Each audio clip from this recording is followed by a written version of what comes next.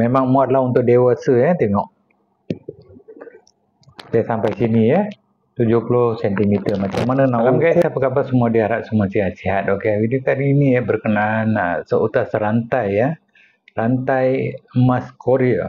Okey, aku order ni sebenarnya untuk bini aku sebab dia tak nak pakai rantai emas, takut kena ragut. Maklumlah sekarang ni jenayah kes ragut banyak sangat dia dekat luar sana. Jadi aku order rantai emas ni, rantai emas Korea daripada Shopee ya.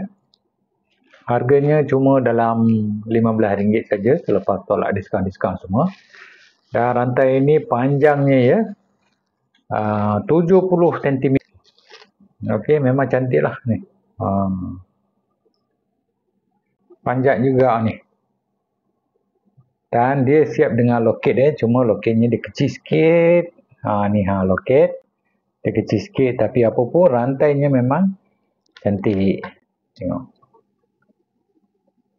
Memang cantik rantai dia. Memang muatlah untuk dewasa ya, tengok. Dia sampai sini ya. 70 cm. Macam mana nak ukur? Simple saja. Dia buka cangkuk ni. Okey, dia pakai cangkuk sama seperti yang emas betul. Emas 916 sama lah, lebih kurang. Memang cantik. Tak tahu macam mana dia orang boleh buat macam ni ya. Memang macam betul-betul macam emas betul. Okey, ukurnya macam ni. Kalau sebelah sini daripada ujung sini, pangkat sini ya, dia kalau 35 cm kali dengan 2 lah. Kira kali dengan 2 panjang dia 70. Memang muatlah untuk dewasa.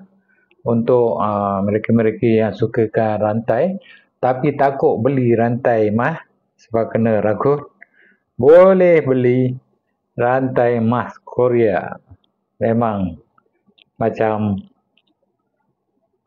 emas betul, emas 916. Memang dia padu, cantik.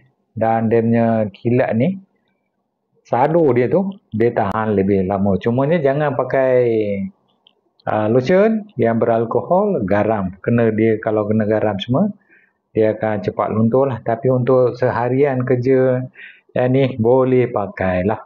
Jadi member yang nak emas Korea, rantai yang panjang dan tahan lama, boleh order dekat product page bawah ni. Dekat video ni dia ada product page satu kan, kecil tu. Boleh klik terus dia beli dekat Shopee daripada kedai yang aku beli ni.